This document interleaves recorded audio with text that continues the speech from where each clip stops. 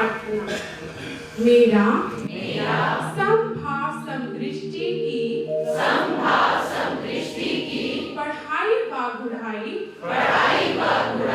करने के पीछे मुख्य उद्देश्य है अपने यथार्थ में बने रहने हेतु आत्मज्ञान द्वारा मन वचन कर्म से आत्मभाव अनुसार हर प्राणी के प्रति परमात्म दृष्टि व वृत्ति अपनाकर अपने आत्म बल का भरपूर प्रयोग करते हुए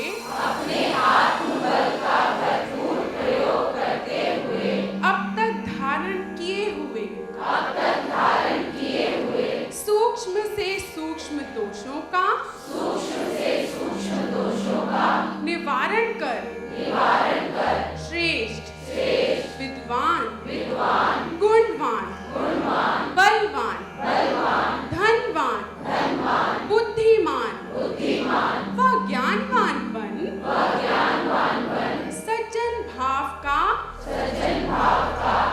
वर्ताव कर एक अच्छे इंसान की तरह जीवन जीने के योग्य बनना। मैं जानता हूँ कि यही युक्ति ही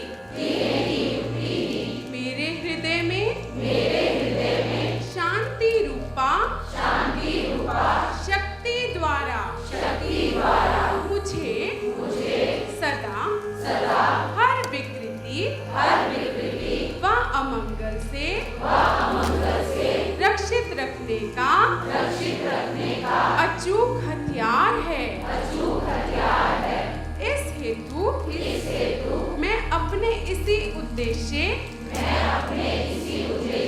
सिद्धि के लिए सर्वव्यापक भगवान से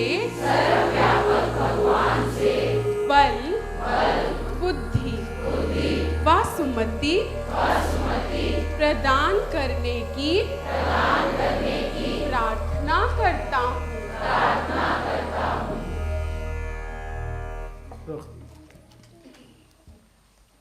अब ध्यान दो सारे,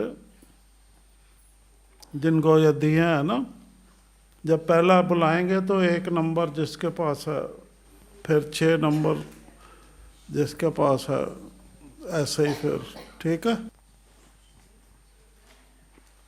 गृहस्थाश्रम ठीक निभाने का ढंग अब समझना है। गृहस्थाश्रम ठीक निभाने का ढंग व उसका लाभ समझते हैं। सतवस्तु के कुदरती ग्रंथ में वर्णित संभाव समदृष्टि की युक्ति अनुसार सज्जन भाव की पढ़ाई करते हुए हमें गृहस्थ आश्रम में सतयुगी आचार संहिता को किस प्रकार अपनाना है, आइए जाने। क्या कहा हमने? सतवस्तु के कुदरती ग्रंथ में वर्णित संभाव समदृष्टि की युक्ति अनुसार सज्जन भाव की पढ़ाई करते हुए हमें गृहस्थ आश्रम में सतयुगी आचार संहिता को किस प्रकार अपनाना है, आइए जाने। नंबर 1 आ जाए। अब ध्यान से सुनना। पहला, गृहस्थ आश्रम में विचरते हुए हम सब सज्जनों ने अपने रिहायशी मकान को साफ सुथरा रखना है। हर एक चीज घर में तरीके से पड़ी हो और घर चमकता हुआ नजर आए। दूसरा, गृहस्थ आश्रम में विचरते हुए हम सब सज्जनों ने अपने शरीर रूपी मकान को साफ सुथरा रखना है।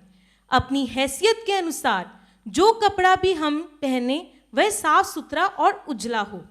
तीसरा, गृहस्थ आश्रम में विचरते हुए अपनी हैसियत के अनुसार खुराक भी खानी है ताकि हमारी सेहत ठीक रहे क्योंकि सेहत के बिना हमारी भजन बंदगी नहीं हो सकती। 4, गृहस्थ आश्रम में विचरते हुए सज्जनों, हम सब ने अपने बाल बच्चों को भी साफ सुथरा रखना है और उनको जी करके बोलना है।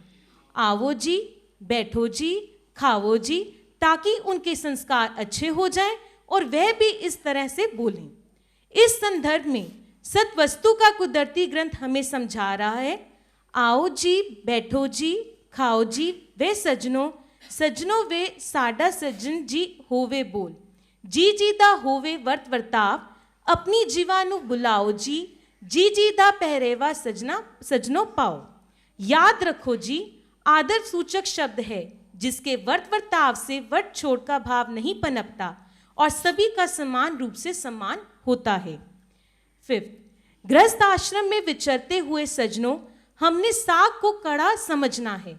इस तरह साग भी एक दिन कड़ा हो जाएगा और उजड़िया घर बस जाएगा, अर्थात पति पत्नी व सबने अपनी हैसियत में ही संतुष्ट रहते हुए प्रसन्नचित बने रहना है। समझ आ गए पांचों? ये जो बोर्ड पढ़ते हैं उनको तो जल्दी समझ आए होंगे ना, पर अब अमल शुरू करना है इस पे, समझ आए?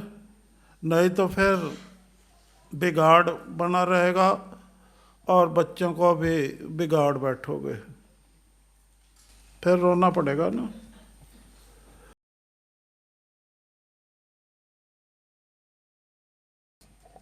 अब 6 नंबर,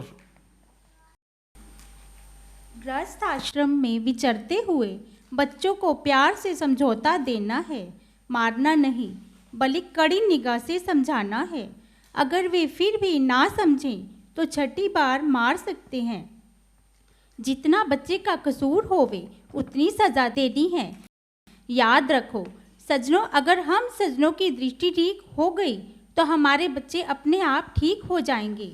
गृहस्थ आश्रम में विचरते हुए बच्चों के अंदर यह बात बिठानी है कि हमारा रास्ता सच्चाई धर्म का है और वे भी इसी रास्ते पर चलें। इस तरह वे सीधे रास्ते पर चलेंगे और कुरस्ते से बच जाएंगे।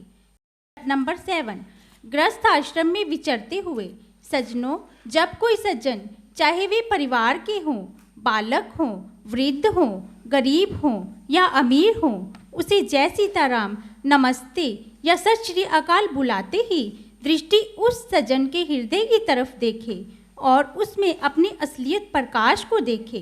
बातचीत करते समय ख्याल उसी प्रकाश में ठहरा रहे।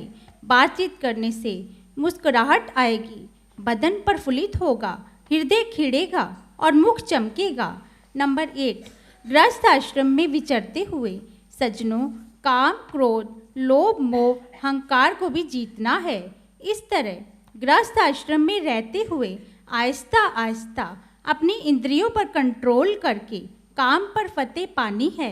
9, गृहस्थ आश्रम में विचरते हुए सज्जनों, हमने सच घर में वर्तना है और दुनिया में फैलाना है, क्योंकि सच चानना है और झूठ अंधेरा है। इस हेतु सज्जनों, कदम कदम पर विचार शब्द पकड़कर नित्य प्रति अपनी जांचना तुलना करनी है। 10, गृहस्थ आश्रम में विचरते हुए सज्जनों, अपनी सूरत यानी अंदर के ख्याल को कंचन रखना है। इस हेतु नित्यो नित्य अपने भाव स्वभावों को पकड़ते जाना है और खालस सोना होना है। और खालस सोना ये भी सबको पता है ना? हाँ, अब विचार कर लो भाई, अमल में हो रहा है कि नहीं। बच्चों को कौन से रास्ते पे चलाना है? वो कैसे चलेंगे? हाँ? खुद?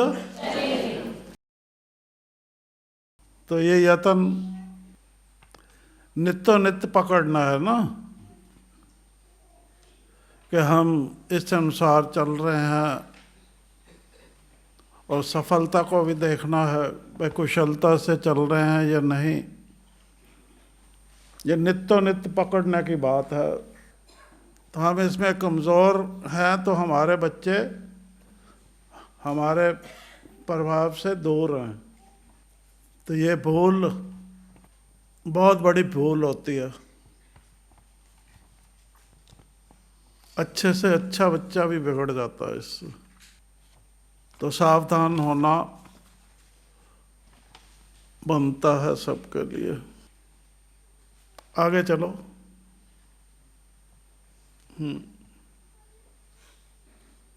गृहस्थ आश्रम में विचरते हुए सज्जनों, संसारी फुरना व संसारी बातों के कनरस के साथ साथ शास्त्र के ज्ञान का कनरस भी छोड़ना है।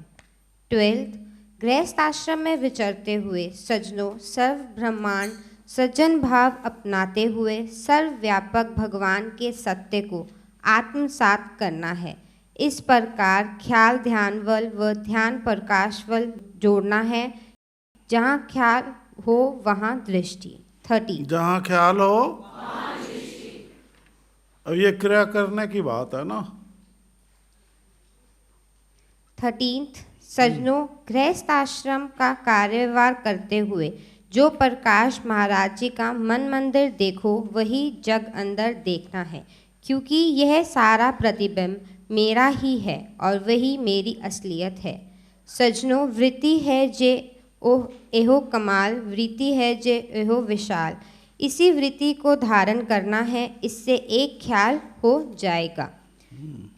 14th, गृहस्थ आश्रम में विचरते हुए सज्जनों, प्रत्येक पल हमारा ख्याल और दृष्टि महाराज जी के साथ जुड़ी रहे।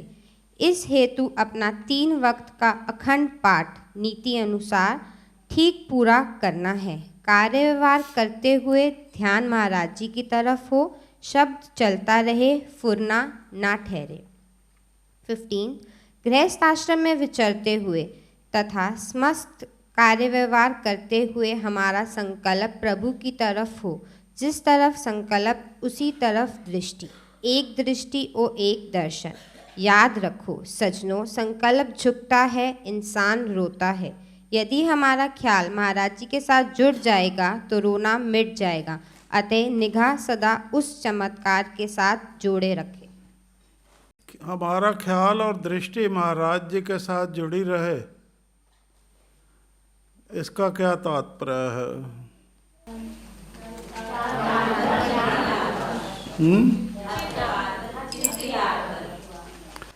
मतलब यह है कि ख्याल और दृष्टि ईश्वर दृष्टि द्वारा ख्याल में उतर जाए। समझ आया ना बात? तो ये उचित है या करनी या नहीं है? तो अभी से तैयारी कर लोगे तो आसान हो जाएगा, नहीं तो फिर हार जाओगे। कौन झुकता है, कौन रोता है?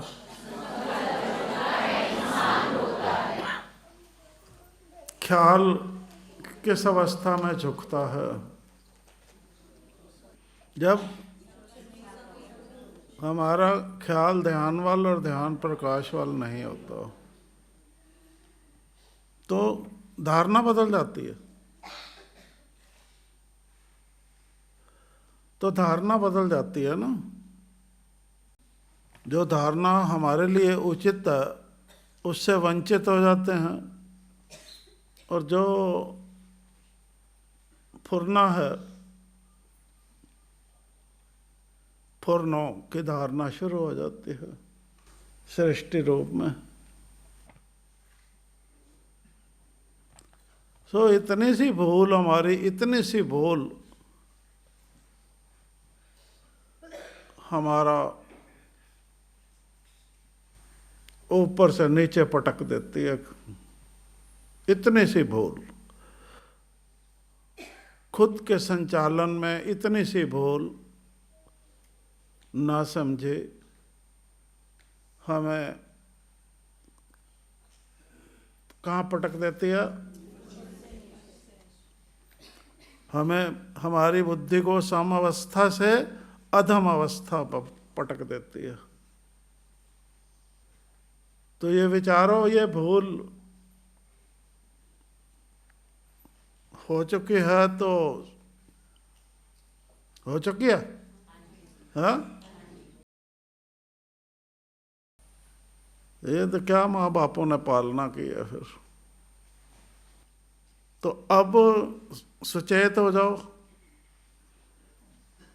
अचेतन अवस्था से निकलकर सचेत हो जाओ और किसी के आधार मत रहो, किसी के आश्रय मत रहो, किसी से उम्मीद मत रखो, स्वतंत्र रूप से संभलने की चेष्टा करो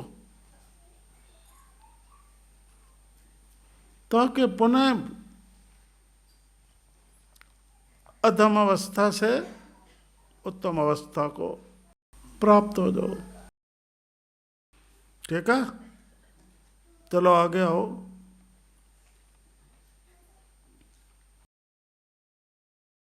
गृहस्थ आश्रम में विचरते हुए हमने अपने संकल्प कुसंगी को सज्जन और संगी बनाना है। इस तरह संतोष, धैर्य, सच्चाई, धर्म के सवाल हल करके संकल्प पर फतह पानी है। फिर सम का कोई सवाल नहीं रहेगा, नौजवान युवा अवस्था आ जाएगी। उच्च बुद्धि, उच्च ख्याल, भक्ति प्रबल और शक्ति ताकतवर हो जाएगी। नंबर 17, गृहस्थ आश्रम में विचरते हुए सज्जनों, संभाव समदृष्टि की युक्ति के वर्ताव से हमने विचार, सत्य जबान, एक दृष्टि, एकता और एक अवस्था को धारण करना है और संकल्प पर फतह पाकर रोना बंद करना है। 18, गृहस्थ आश्रम में विचरते समय अपनी आत्मा की अजरता अमरता को ध्यान में रख सज्जनों, जन्म मरण, रोग शोक, खुशी गमी, मान अपमान, अमीरी गरीबी आदि परिस्थितियों में अटल रहते हुए अपने ब्रह्म स्वरूप में एक रस स्थित व स्थिर रहना है। इस तरह एक आत्मा के भाव से ग्रस्त में विचरते हुए ना तो सुख में हर्षाना है, ना दुख में घबराना है, अपितु धीरता व वीरता से उनका सामना करना है। 19, ग्रस्त आश्रम में विचरते हुए युवा अवस्था की भक्ति यानी संभाव समदृष्टि की युक्ति को अपनाते समय हमारी वृत्ति मौन की हो, क्योंकि मौन का नतीजा है विश्राम। अतः ग्रस्त आश्रम में विचरते हुए नादानी छोड़कर हमने खलबली को हटाना है और आत्मिक ज्ञान को प्राप्त करना है। तभी हम अंदरूनी वृत्ति में आत्म स्वरूप के साथ जुड़कर प्रसन्नता को प्राप्त कर पाएंगे। 20, ग्रस्त आश्रम में विचरते हुए सज्जनों, भूल कर भी घरेलू बातों की कचहरी नहीं लगानी, अपितु संतोष, धैर्य, सच्चाई, धर्म, इन 4 सवालों को धारण करके हल करना है। ये है सब सज्जनों की पढ़ाई जो ग्रस्त आश्रम का फर्ज अदा करते हुए सब सज्जनों ने आत्मसात करनी है और पास होना है। ये सवाल हल करने पर सज्जनों आप सम पर खड़े हो जाएंगे, तभी तो आपका घर सतयुग बन पाएगा। फिर आप देखेंगे कि जेड़ा मन मंदिर प्रकाश वही असलियत ब्रह्म स्वरूप है मेरा अपना आप। इस एक शब्द पर फिर 5 साल गुड़ना है। इस पर परिपक्व होने पर आपकी दिव्य दृष्टि होगी और आप तीनों कालों की पहचान कर सकेंगे। समझ आई बात? अब कहते हैं, हम भी सुनते हैं कि जो सुनकर समझना नहीं चाहते उनको फिर से पाठ पढ़ाया जाता है, फिर पाठ पढ़ाया जाता है। तो इससे क्या लाभ होता है? हमें तो मिलता है ना सुनने को बहुत कुछ। हम जानते हैं कि कलुकाल और कलयुग घर कर चुका हो, जिसके अंदर वो अंधा ही नहीं बहरा भी होता है। ना उसके हृदय में कुछ देखने से उतरता है अच्छा, उसके इच्छा के विरुद्ध जो स्वार्थ की इच्छा होती है, स्वार्थ की इच्छा प्रिय होती है उसकी, ना उसके हृदय में कुछ देख के उतरता है, ना ही सुनकर उतरता है। तो क्या ऐसी अवस्था में मानव जाति को देखकर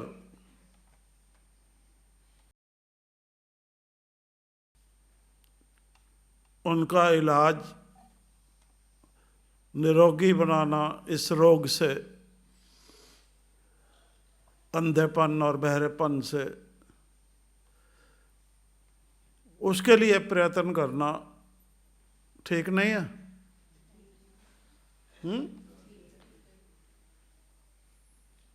ठीक नहीं है? तो तभी ये प्रयत्न जारी है, तभी ये प्रयत्न जारी है। पता है? तो हम पूछते हैं, अभी आपने सुना है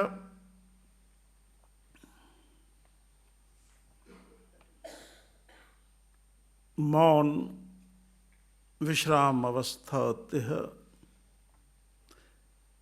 हमारा अंदर का मौन भंग कब होता है? क्यों कर होता है भंग? जब हम एक को भूल कर दुई भाव में आ जाते हैं। वो तो उसके बाद की बात है ना बेटे। क्यों भंग होता है? दृश्यों में फंस के। क्या कह रही? दृश्यों में फंस के। है? दृश्यों में फंस के। वो तो बाद के बात है ना, वो तो नतीजे हैं सब। जब हमारे मन में संकल्प का उठना आरंभ होता है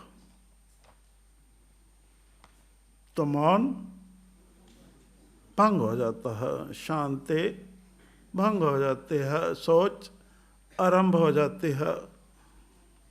जब मौन भंग होता है तो हम किस रूप में बोलते हैं? अंदर से भी बाहर से भी झुकने के रूप में। अंदर भी झुकते हैं, बाहर भी झुकते हैं, और उस झुकने के प्रभाव से खुद भी रोते हैं, दूसरों को भी रुलाते हैं। ऐसी बात करो, रो पड़ेगा दूसरा। एक संकल्प पर पकड़ विशुद्ध हृदय रहे। संकल्प, तो संकल्प तो ऐसे बढ़ते हैं जैसे ये मच्छर बढ़ते हैं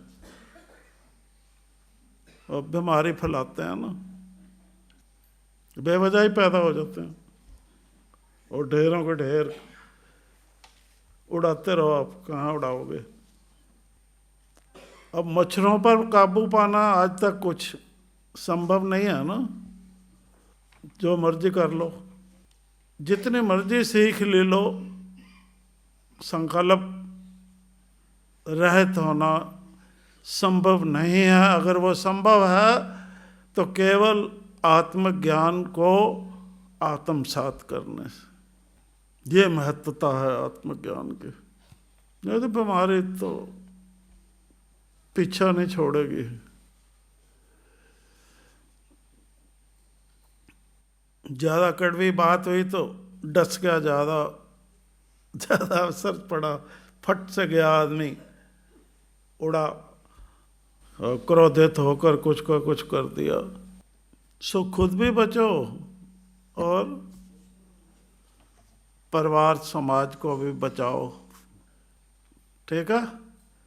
और जो अंधा बहरा हो वो नेक कमाई कहाँ कमा सकता है? उसको पता ही नहीं आगे क्या है। वो तो जो भी हाथ में आया, चल यही ठीक है, यही ठीक है, कमा लेगा। नहीं कर सकता ना, तो नेकी के रास्ते पे कैसे चल सकता है वो? तो ये नादानी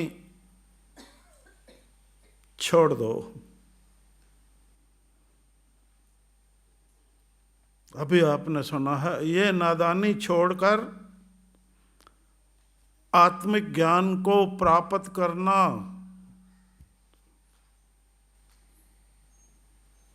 अवर्धवता में लाना सीखो। जो अभी सुना है। हैरान परेशान मत हो, करो। आपको अपने अंदर परिवार वाले रोकेंगे, क्योंकि आप उनका रास्ता छोड़ रहे हो, जिस रास्ते पे वो चल रहे हैं, तो वो तो रोकेंगे।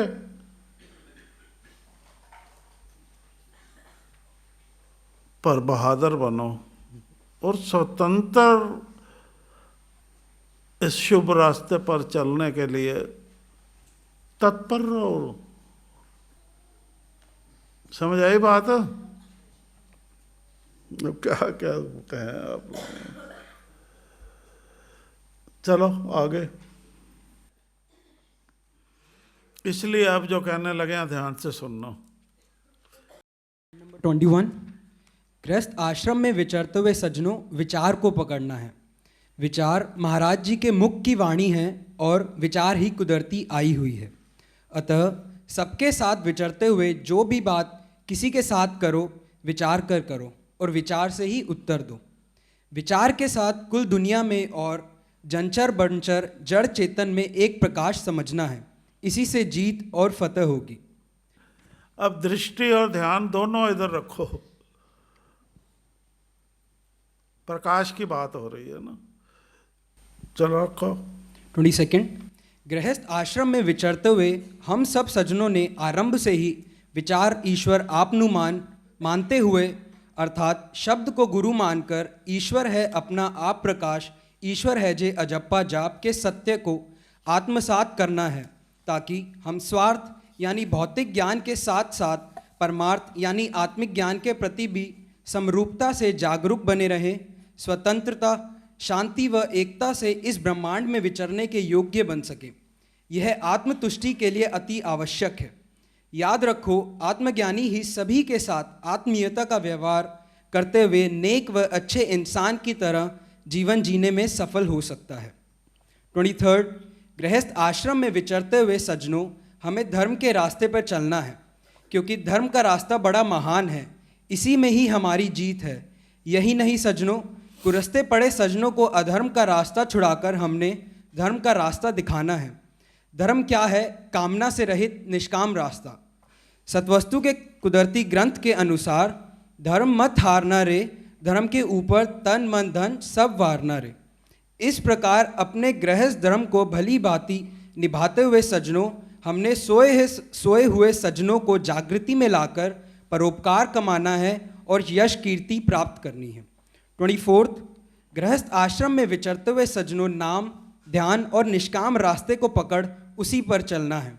इसी से असलियत का दर्शन कर पाओगे और संसार में अकर्ता भाव से विचरते हुए स्वार्थ की तरफ से सुखी हो, परमार्थ की तरफ से प्रभु से मेल खा पाओगे। 25 गृहस्थ आश्रम में विचरते हुए सज्जनों, हमने उस ईश्वर की हुक्म की पालना निष्काम भाव से करते हुए उसका आज्ञाकारी सुपुत्र यानी कर्तव्य प्रायण पुत्र बनकर दिखाना है। ठीक है। अब सीधी सी बात है, ये जो 5 अभी बताए हैं ना, इस विचार को धारना, और जो 20 पहले बताए हैं वो क्रिया में उतार देना। अगर ये विचार उतर गया अंदर, तो वो क्रिया आपकी 100% सही हो सकती है। तो अगर ये विचार अंदर नहीं उतरा, तो उस क्रिया पे जितना यत्न करते रहो, नतीजा फेल का ही निकलेगा। समझ आई बात?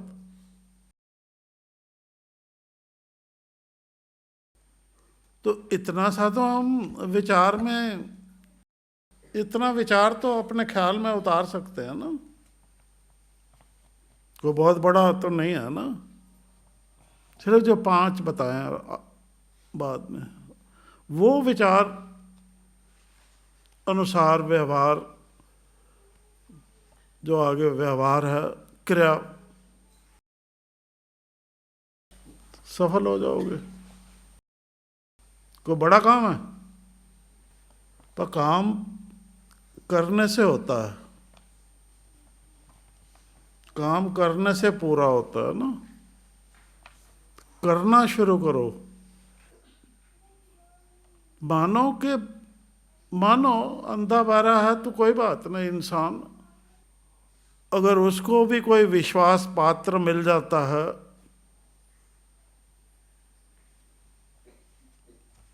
तो वो उसको हाथ पकड़ के जिधर ले जाता है वो बगैर सवाल किए चलता जाता है। वो चलते चलते पूछ लेता है आपका उद्देश्य क्या है, कहाँ पहुंचने का है।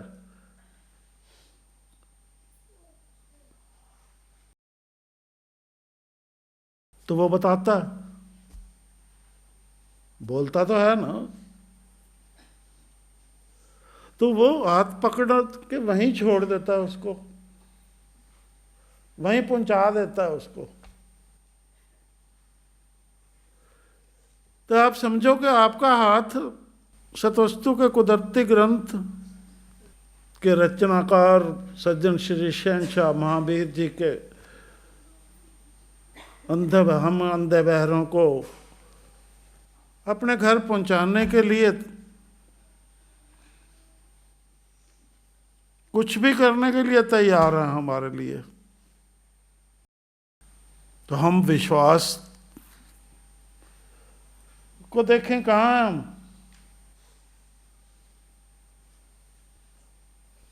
और जब हम विपरीत चलन देखते हैं तो हम हैरान होते हैं। बोल महावीर बजरंग अरे कहाँ जाए, कहाँ विश्वास। विश्वास मौन होता है। अरे तुम्हें पता ही नहीं, उसको कहो इधर क्यों ले जा रहा है, इधर ले जाओ। अरे तुम्हें क्या ना तो नजर आ रहा। ये होता है समर्पण भाव से अपना मंजिल तक पहुंचना। समझ आई बात सबको? अब बुद्धि को ठिकाने ले आना। जोर जोर से भी कहना पड़ रहा है ना, ताकि शायद किसी तक आवाज पहुंच जाए। अंततः सजनों सतवस्तु के कुदरती ग्रंथ के इन अनमोल वचनों को अंदर धारण करके हमने न केवल अपना गृहस्थ आश्रम भली भांति चलाना है, अपितु इस शरीर को भी पवित्र करना है और खालस सोना होकर प्रभु के साथ प्रभु होना है। इस तरह गृहस्थ आश्रम में रहते हुए इन वचनों पर चलकर सजनों हमने एकता दिखानी है और महाराज जी के साथ मेल खाना है। इसे तो गृहस्थ आश्रम में विचरते हुए सजनों हमने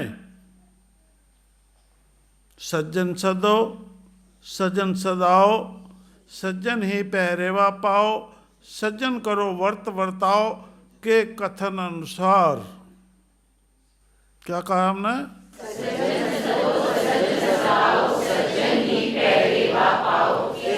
के कथन अनुसार जीवा से सबको सज्जन बुलाना है और अपने आप को पाना है। इस तरह सज्जनों सज्जन शब्द बुलाने से सारा ब्रह्मांड एक सज्जन हो जाएगा, मौत का भय नहीं रहेगा। तो क्या होगा? काम हो गया। फिर कोई संकल्प बाकी नहीं रहेगा। हो गया ना, आ गया मौन विश्राम। फिर कोई संकल्प बाकी नहीं रहेगा और एक निगाह एक दृष्टि होकर हमारी दिव्य दृष्टि हो जाएगी। इस तरह हम एक आत्मा होकर परमात्मा से मेल खाकर ज्योति स्वरूप जो अपना आप है उसकी पहचान कर सकेंगे और रोशन हो जाएंगे। इतनी सी बात है। सो रोशन रोशन जो हो जाता है कैसे पता लगता है? क्रिया तो वही है ना। जो भी रोशन हो गया तो प्रकाश फैलता है ना उसको, फिर वो प्रकाश से फिर जाना जाता है। उस रोशन को भी पहचानने के लिए क्रिया वही होती है, ख्याल ध्यान वाल और ध्यान प्रकाश वाल। तो वो रोशन जो है वो उसके ख्याल में पहुंच जाता है, समझ आ जाती है कि ये हो गया। क्रिया वही चलती है। तभी कहा है ना कि ये ग्रंथ अनंत है, इसके कोई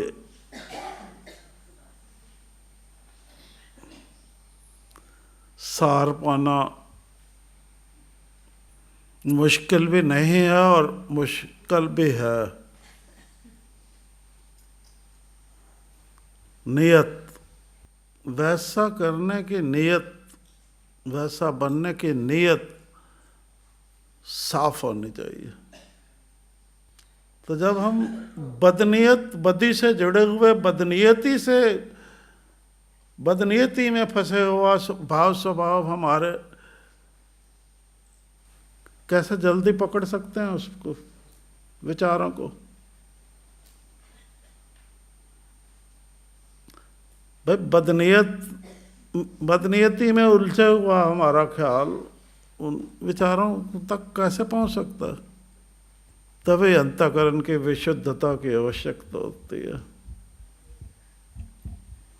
चलो अब शांति मांगो, चल के मौन हो जाओ और शांति शक्ति जैसे कहा है उसी तरह से करना। आज चाहे थोड़ा सा 2 मिनट फालतू भी लग जाए तो पर उसी तरह से ही करना, ठीक है?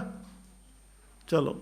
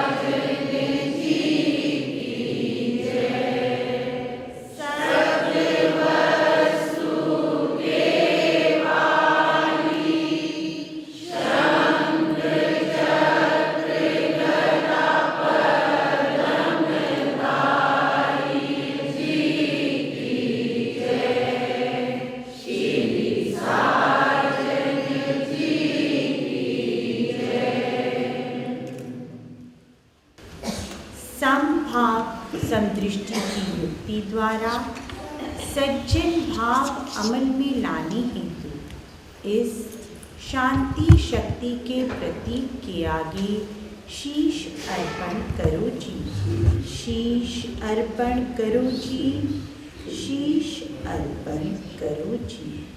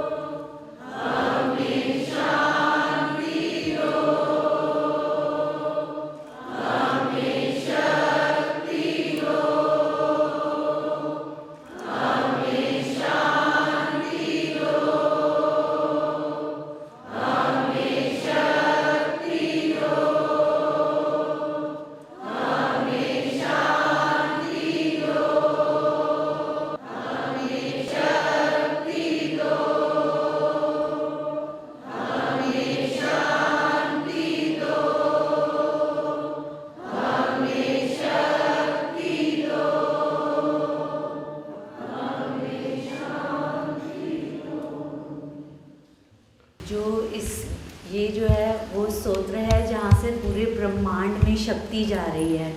तो हमने जब श्वास लेनी है तो अपनी प्राण शक्ति के साथ उस शक्ति को अपने अंदर अनुभव करना है कि वो हमारे रोम रोम में संचरित हो रही है। जब हम बोलते हैं हमें शांति दो, तो हमने वैसा फील करना है कि वो शक्ति जो इस ब्रह्मांड का स्तोत्र है वो हमारे अंदर प्रवाहित हो रही है और उसको फील करके हम शक्तिवान हो रहे हैं। तो जब हमने करना है तो साथ साथ ये इसको अपनी श्वास के साथ, अपनी प्राण के साथ अंदर करना है और अफुर होकर ये क्रिया करनी है। तो बिल्कुल ध्यान, बिल्कुल हमारा सबको ध्यान धारणा नहीं लगो। अब अपना ध्यान सब धारणा की ओर ही कर लो।